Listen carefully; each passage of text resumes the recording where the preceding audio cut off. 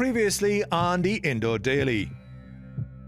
The investigation into the murder of Tom Nevin would quickly garner national attention and ultimately point to a prime suspect, his wife, Katherine. By the time her trial came around, it was a full-blown media sensation, the likes of which Ireland had never witnessed before. The trial was already box office, and then Catherine Nevin herself took to the stand.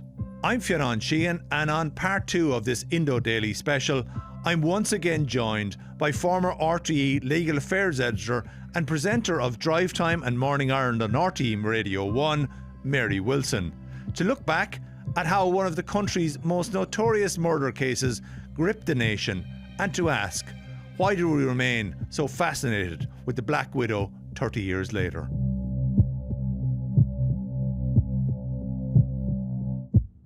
So, Mary Wilson, we were talking in the previous episode of this podcast about an armed robbery resulting in a murder.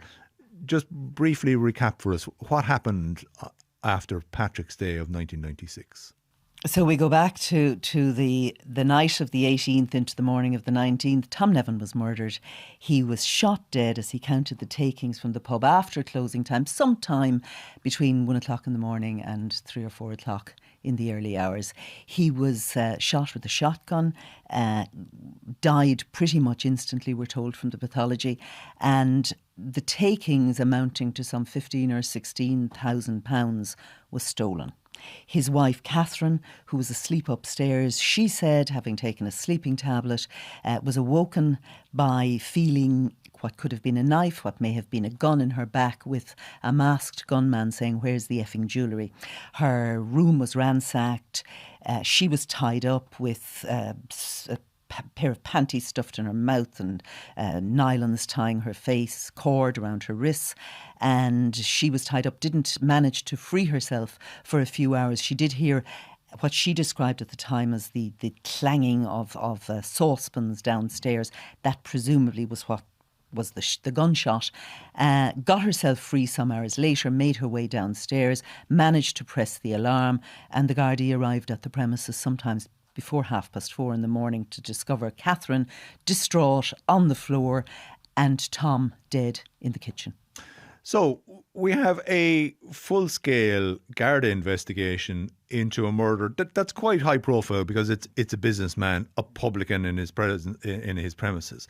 Very relatable for people because everybody knows a publican and counting the day's takings in a premises, and his wife also threatened by these people.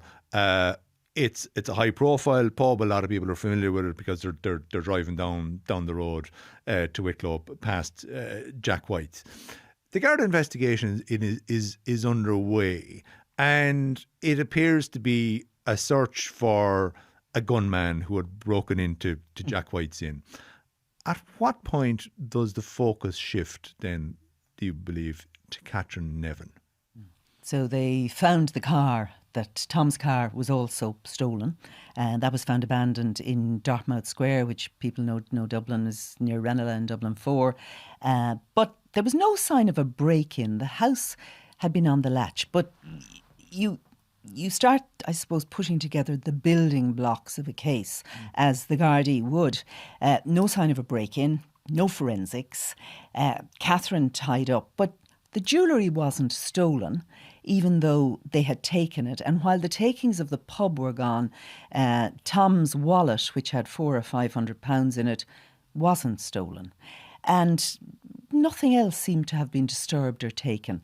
And then, of course, as Gardaí will, carrying out an investigation, and bear in mind the pub was known to the Wicklow Gardaí because they would have used it as a bit of a halfway house going up and down from Dublin. They would have been well known there.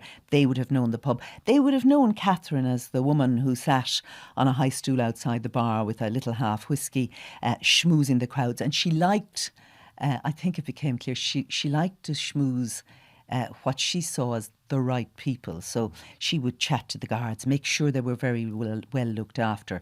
The district court judge in Wicklow, a man called Donegal Buchla, was very well looked after in Jack White's. I mean, he denied, as did she, that there was ever anything more than friendship between them. But he was asked that, and he was called in evidence during her trial. She schmoozed him. She was very friendly again with a man called Inspector Tom Kennedy, and again both of them denied that it was anything more than a friendship. But she looked after people like that, and she made sure that the food came out very quickly. It was very well served. Staff would have said they often encountered the sharp end of her tongue. So in the weeks, to answer your question, in the weeks and months immediately after the killing of Tom, the Gardaí were interviewing the various staff members. And I suppose by degrees the stories came out about the state of the marriage. The stories came out about the sharp edge of Catherine's tongue. The stories emerged about the fact that night nobody was allowed to stay on the premises, that for once they were all told, no, you got to go home, you're not coming back here tonight. And then two of the investigating Gardaí, you need a lucky break, don't you, in every case. And they came up to interview Katherine again. They were sitting in the living room, and Katherine's diary was on the table. And Katherine went off to do something, check something, take a phone call or whatever. And they looked at the diary, and open on a page in the diary was a name that had been sort of erased, but they could make out the name. And the name was Jerry Heaps. They took note of it. And then they did a search, or did what Gardaí do, and they managed to trace this man, Jerry Heaps, back to North County Dublin. But at that stage, they knew he had connections to the IRA. They thought, what's the crossover here? They managed to get a warrant to come back. They decided it's time to do a search. So, you know, the building blocks again of all the things they've heard so far, nothing concrete to suggest that she had anything to do with the death of her husband, but she's certainly coming into the frame. So they went back to the house anyway. They found the diary. Again, they had a warrant this time, so they collected various bits and pieces, paperwork, whatever. They found Heap's name again, partially erased in the diary, and his phone number. The name of a man called Jack or John Jones and a phone number was also in the diary. It later emerges John Jones ran a television repair shop in Finglas, and he was connected again to to Sinn Féin, and there was a Sinn Féin office, kind of a drop-in centre around where he operated his television repair shop. And then they found a number of a car, a regular number of a car, also scribbled down on a piece of paper. Another lucky break. They trace the number of this car, and it eventually leads them to a man called Willie McLean, who's a man from Monaghan who had, at some stage, again, been in and out of Jack White's, would have helped behind the bar. So the Gardaí have three names, and they start to track down these names. Now, Jerry Heaps, John Jones and Willie McLean eventually become the three men that Catherine Nevin is accused of soliciting to murder her husband. But in the Garda investigation, when they eventually track down these men and question them, they eventually tell the most extraordinary story. Because they tell them that not in 1996, but back in the late 1980s, early 1990s, Catherine Nevin had approached each of these men individually, not collectively, and in fact, you know, there was little or no relationship between the three men. It wasn't like they were bosom buddies or knew each other well. Individually, she approached these men at different times and had asked them to murder Tom. So, and there's a consistency to the story, yeah. In one of the cases with Jerry Heaps, and I still remember it because sitting in that courtroom, and you have to remember, you know, a man had been killed, but it is drama, it is high drama, it's theatre. And sitting in that courtroom, listening to Jerry Heaps say that she had said to him, and maybe you could murder him when he's coming from the meat factory in Clonee in West Dublin, County Meath. And she said, I'll be nearby and maybe he could die in my arms. Wow. So Jerry could shoot him And then she'd get out of the car, run to hold him in her arms as he died. So quite extraordinary. And she was offering money, of course. She was offering the takings of the pub, and she was offering figures of up to 25,000. It appears that somebody like Jerry Heaps, they were stringing her along. She'd also approached John Jones. John Jones, a much more serious character to Heaps. But she'd gone in and out of his premises as well. And don't forget, I should have said, she knew both Heaps and Jones from her days working in the Barry House pub in Finglas, and the Castle and all those connections that we spoke about in the earlier podcast. And she again asked John Jones if he could murder Tom for her, because he was violent, life was difficult, and he would never leave her. He would never leave her, or they couldn't ever divorce as such, separate as you would in Ireland at the time. And he didn't go to the Gardaí about it. And Jerry Heaps never went to the Gardaí about it. Now, that might have something to do with their own connections and their suspicion of Gardaí anyway. And also, it might have something to do with the fact that it sounds so outlandish that they might have thought, she's bonkers. Yeah. Surely she doesn't mean it. And so they parked that. And as I'm saying, that happened some 6 or 7 or 8 years before Tom was murdered. Yeah, so the guards are building up this picture of, hang on, this woman was trying to find a gun for hire to take out her husband. For years. And then Willie McLean they tracked down. Willie is from Monaghan, worked back and crossed the border, had a few convictions for things like, I think, what they called kiting. Kiting was signing cheques when you've no money to meet it and that sort of thing, low-level stuff. And Willie says, I had an affair with Katherine, lasted 1.5 years or 2. At one stage she phoned him, she was in St. Vincent's Hospital. Evidence again came out that Katherine had had a number of cosmetic procedures, and it's relevant to nothing really, but in the way of this trial, I mean, Katherine's life was completely laid before the world to see. And Willie said she called him in, and again she spun the yarn about Tom. He was impossible, he was violent, her life was horrific. Would he kill him for her? Okay. Willie didn't go to the Gardaí either with this story. And his relationship with Katherine had fizzled out at that stage. Now, she always denied a sexual relationship with him, a romantic relationship of any kind. But it had fizzled out, and like Heaps and Jones, the connections to Katherine had kind of disappeared. They weren't seeing her that often. They might drop into Jack White's if they happened to be travelling down to Wexford. But that was about it.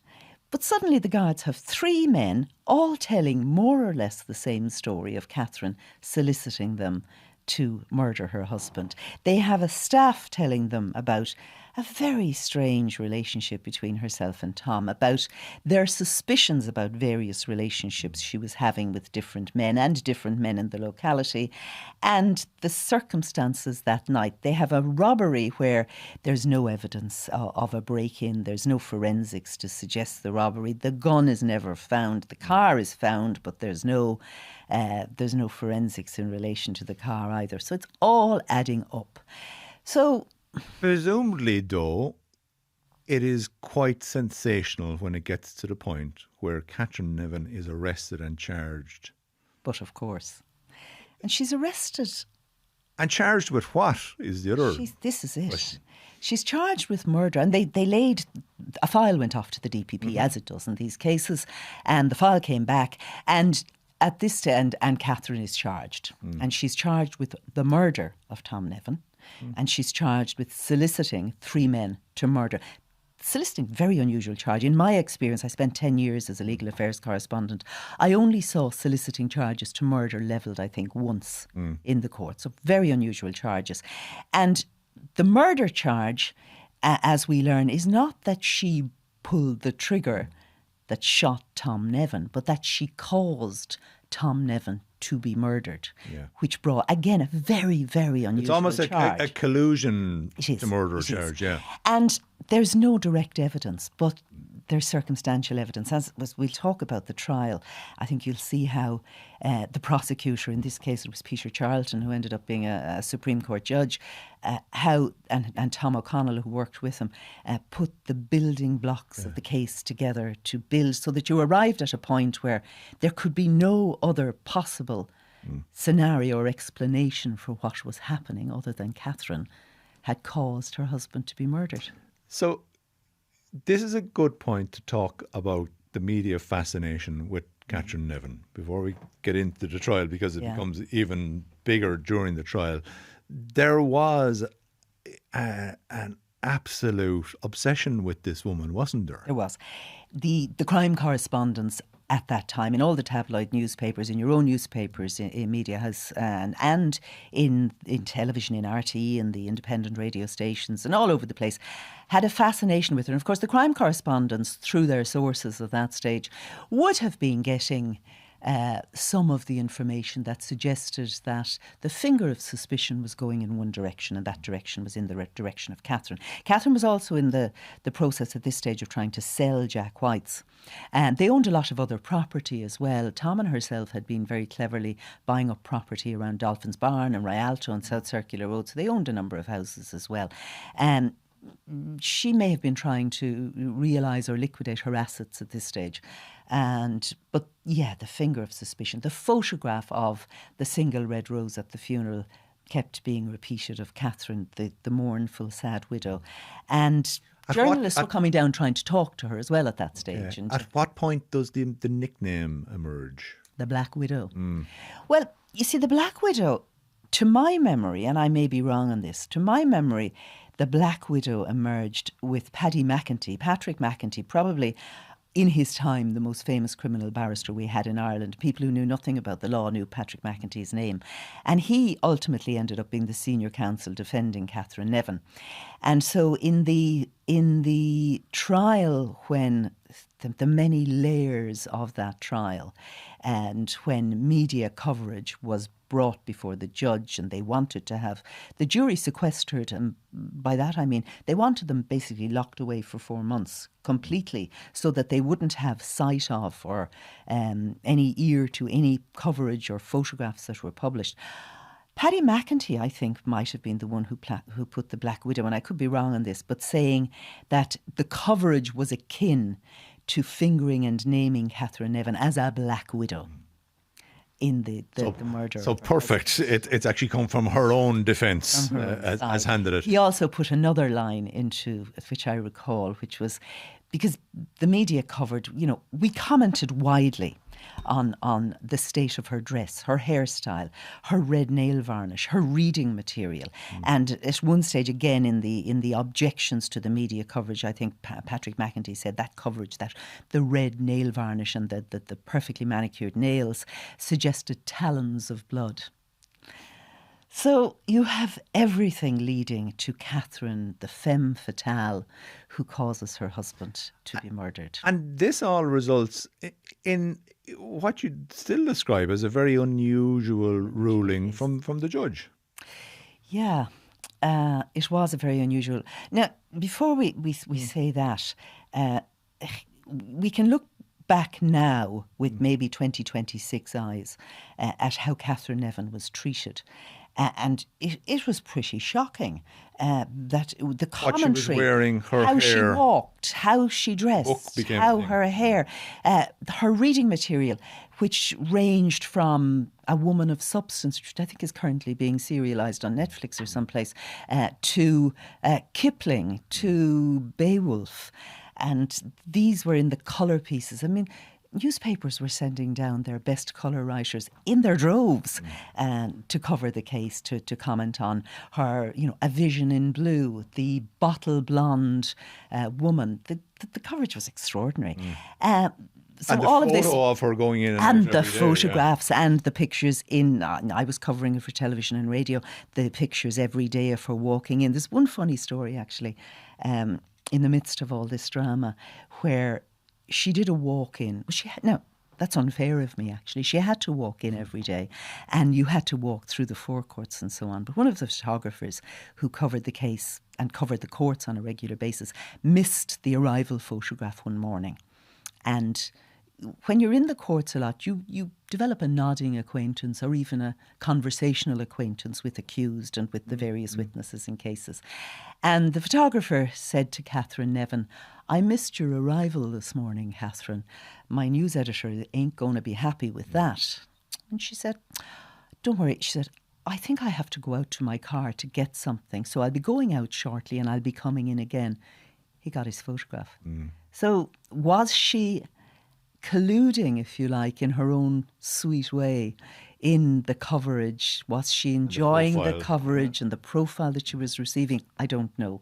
In any event, Judge Mella-Carroll, Miss Justice Mella-Carroll, who was the judge presiding at the trial, having listened to all the applications made by the defence counsel on behalf of Catherine Nevin, that she was being vilified in the media, that she was being tried, she was having trial by media long before a jury would have time to arrive at a verdict, and they were asking for the media to be banned, for the coverage to be banned. She arrived at an interesting decision around the coverage. She said there can be no more colour pieces written about Catherine Nevin. There can be no commentary on how she's dressed, what she wears. There can be no photographs published every day of what she's reading, no photograph of her arriving. And so she banned newspaper coverage. I was very fortunate as a television reporter at the time. She didn't ban our coverage. So my cameraman working for RTE could take shots every day of Catherine coming. We couldn't comment, and we didn't comment on her state of dress or anything else, but we could show photographs. And as you know, a photograph says so much. An awful lot in its own regard. Before we get into the trial, it's important to point out the process of the trial was even problematic. It took a while to get off the ground. Yeah. It did. Catherine Nevin at the time had probably one of the best criminal defences you could possibly have in this country. She had Gareth Sheehan, who was leading criminal solicitor, handling the case. She had Patrick McEntee, as I say, probably the biggest name in the bar and the law library at the time, and Paul Burns, his junior, a really up and coming young counsel at the time, again became a judge subsequently. She had that defence, best in the business. But on the prosecution side, you also had leading counsel. You had Peter Charlton, helped by Tom O'Connell, who was the junior, and the DPP's office.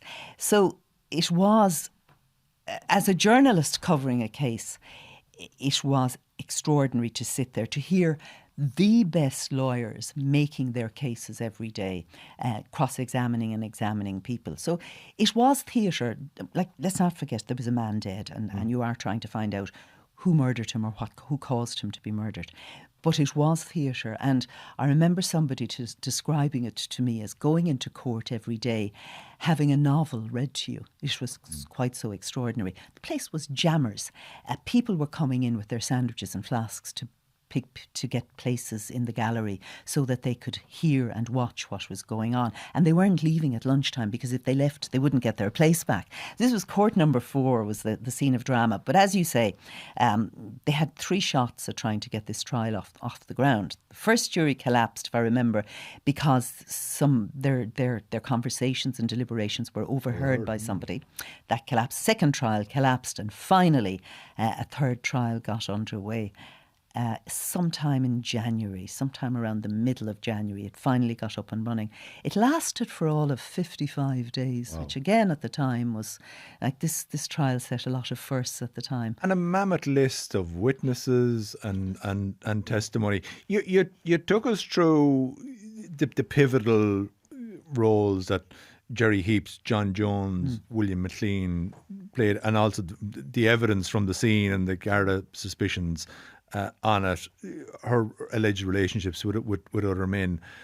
Ultimately, though, the femme fatale herself got into the witness box, which you're not obliged to do, actually, in Irish law, because on balance, you have the right to say, no, I may incriminate myself, so therefore I won't. But she did get in.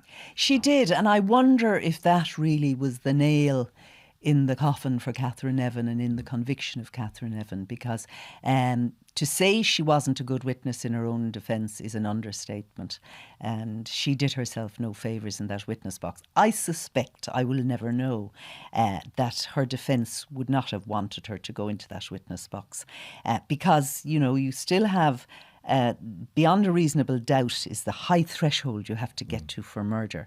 And if Katherine hadn't given evidence, she doesn't open herself to cross-examination. But once you're in that witness box, you are open to cross-examination. So she's open to cross-examination about all the soliciting with Heaps, Jones, McLean, about all of the detail about her relationship with other men, and about everything that has happened in her life, and about Tom and how their relationship had evolved and not flourished, as it turned out. And she put herself up there. And there was, we're going to go down another little laneway now, if you like, on another story. Because one morning we arrived into the trial to be told that Katherine wasn't there. Now, at that time, she was living in one of their rented houses in Rialto or Dolphin's Barn. Katherine wasn't there. Where is she? And her lawyer said, I know very little, but I think she's been taken to hospital. She's back the next day or the day after. The case was adjourned on that day. Katherine returns to tell us the most extraordinary story about a fellow called Anorak Man. And she claimed that night in Mount Shannon Road, I think where the house was, that a man had broken in and had warned her that she was talking about people she shouldn't be talking about and naming names of people she shouldn't be naming. And that this man, who was masked, Anorak Man, forced some tablets into her mouth and forced her to drink a liquid which she thought might have been milk, and left her for dead. And she somehow raised the alarm eventually, and she ended up in James's hospital. But again, we had no break-in. There was no witness. No witnesses. We're in a kind of a pre-CCTV era. And you're kind of, And when we heard this story from her, your mouth is kind of dropping open. And at this stage, you're saying to yourself, because we've heard all of the witnesses at this stage from Jack White's, we've heard all of the evidence of the three boyos who she had solicited to murder the husband. And she's telling us that some fella in an anorak with a mask had broken into her house, had stuffed tablets down her throat, forced her to drink milk, and threatened her that she was naming names. And if she didn't shut up, she was going to be killed, or something untoward was going to happen to her. And the guards at the scene on the day said as well, there seemed to be signs of fairy liquid around the place that may and may not have been used to force sickness and what have you. All so bizarre that you look back on it and say, what was she thinking? There was a lot of denials, obviously, on her part of extramarital affairs, of being cruel to Tom, obviously of trying to hire a hitman. Indeed. I mean, she denied everything. And her story would have been, there was a break-in, somebody had killed Tom. She threw out all sorts of suggestions about IRA, and maybe this was somebody who had it in for Tom. That, like, she did try, and Mela Carl said it in the final summation, that she hadn't alone had him killed, she tried to assassinate his character as well. And I remember Mela Carl, the judge, being quite emotional as she said that. Don't forget, everyone had invested 55 days in this trial. So emotions were running very high on all sides. And Mela Carl's voice was filling as she said to her, you tried to assassinate his character as well. She tried to suggest that Tom was maybe in the IRA or was working with the IRA or had some connections to them, and that had all to do, or maybe was paying money to them, and that had all to do with why he was murdered or who had murdered him. At the end of the day, I think a really, really smart jury who had listened. And don't forget, in a trial, the only people who hear everything are the jury and the judge, essentially. Because others, including the media, will come and go at different times. And the judge and the jury. Now, the jury don't hear what happens when they're out, when there's applications made on various things, but they hear all of the evidence. And that jury, and it must have been very hard for them, because it took them 5 days to get to a decision, and they didn't reach unanimous verdicts on all the charges. But they did convict Catherine Nevin of murder. And a good 29 hours of deliberation. So they did yeah. weigh Oh, things wow. up. I mean, they did take it into account, all the testimonies Absolutely. they heard. I mean, they must. As you said, the charges were unusual. Ultimately, we've no First of murder all, weapon. We've no murder weapon. We have no evidence that she did or did not pull a trigger. Yeah, You so know, there's no ballistics or forensics linking her to it. Yeah. as I said to you, it was all about the layering of all the evidence and arriving at a point where you say, well, what other conclusion can I make, having layered all of this evidence?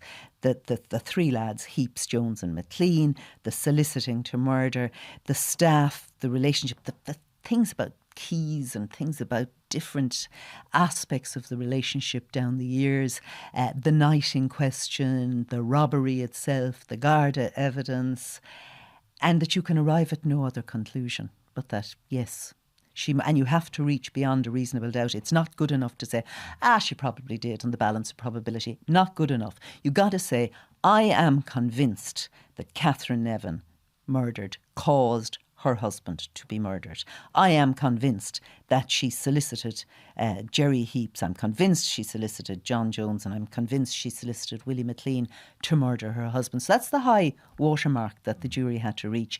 And they reached it. And they reached it at about 6:15 in the evening. So everyone had been there all day again, waiting, hoping they might bring in a verdict this time. They brought it in, which broke, as a journalist, you always want a story to break for you in the right time. It broke for me in the middle of the 6-1 news. Thankfully, at that time, we had developed satellite connections. We had a satellite outside the door of the forecourts, and I could go straight from the courtroom live into television and announce the verdict. And, it's the only time probably in my career as a legal correspondent where everybody was interested in the case and everybody wanted to know what was happening. I'd walked from the forecourts to Tara Street to get a dart home in the evenings, and people were shouting at me out of car windows and shouting at me from trucks. Any sign of a verdict? What's going on? It was because your reports on the nightly news were box office. Exactly. It was leading bulletins. It was front page in all the newspapers. And people had become fully engaged with that story, like they become engaged with very few stories around the country. And it's 1996. We didn't have social media, don't forget. This wasn't being put out frame by frame on Twitter every 5 minutes or every 10 minutes. They had to wait until the 1 o'clock news, until the Evening Herald came out, until the 9 o'clock news, the 6 o'clock news, to hear the latest account of what had happened. So people were hanging on every word of this case. Ultimately, Catherine, she didn't accept the verdict. She went through appeal processes and so on, failed. What became of her?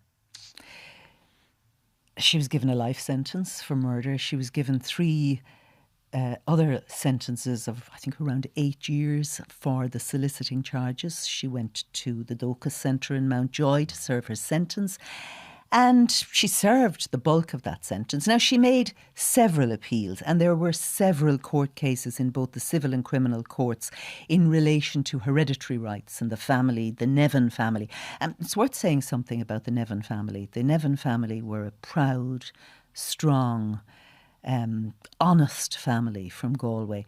And I remember at the sentencing for the soliciting charges, when the judge made those comments about Catherine trying to steal his character, one after the other, they're tall, strong Galway people. They went one by one into the witness box to restore Tom's reputation. And they did that. It was admirable to watch them bring their brother back to life and restore the reputation that she had tried to take from him.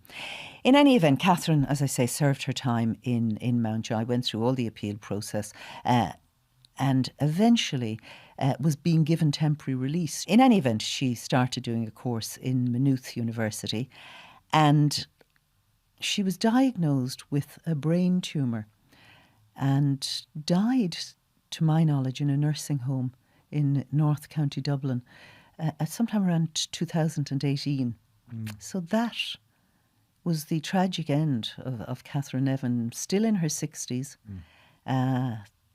not having realised the glamorous life that I think she had seen for herself, the glamorous widow who would have been probably swanning around South County Dublin and North Wicklow and enjoying a wonderful life. It was not to happen. Why does she still fascinate us? She fascinates us, I think, because in my experience, and I'm no criminologist or sociologist, but in my experience, women who have been charged with murder have generally killed because of provocation, because of self-defence, because of coercive control or great years of violence that has happened to them. In Catherine Nevin's case, there was no evidence that that was the case. She planned it meticulously but badly for maybe 10 odd years. She had a business-like approach to killing Tom. She seemed to be without empathy or sympathy. And it was very much all about herself. Was she a narcissist? Probably. That's for others to decide. And I think that's part of the fascination with her. And part of the fascination as well was fed into by the media. Because, of course, once the case ended, all bets were off in terms of the level of coverage. So again, the clothes, the hairstyles, the nail varnish, the reading material was all fair game. The Black Widow was front and centre with the headlines. And as a woman, she was treated very differently to how a male accused or a male convicted murderer would have been treated. Now, having followed the trial so intrinsically and looking back, do you yourself have a theory on who killed Tom Nevin? I remember at one stage, in fact, they were suggesting Dutchie Holland, who was connected to drugs and Veronica Guerin murders and all of that, had been responsible for killing Tom Nevin. No evidence of that at all. Do you know what? I don't. I've heard various names mentioned over the years as being the gunman. I've heard it said that Katherine herself shot him. I don't know who shot Tom Nevin. And I remember in the immediate aftermath of the ending of the trial being on Vincent Brown, who used to do a late night show on RTE, being on that show talking about the trial. And one of the other guests, who was Professor Macaulay, who was a criminologist, saying, it doesn't matter. We know who caused Tom Nevin to be murdered, and she's been convicted of murder. Mary Wilson, thank you very much for joining us and remembering what was absolutely a fascinating trial. My pleasure. You're welcome.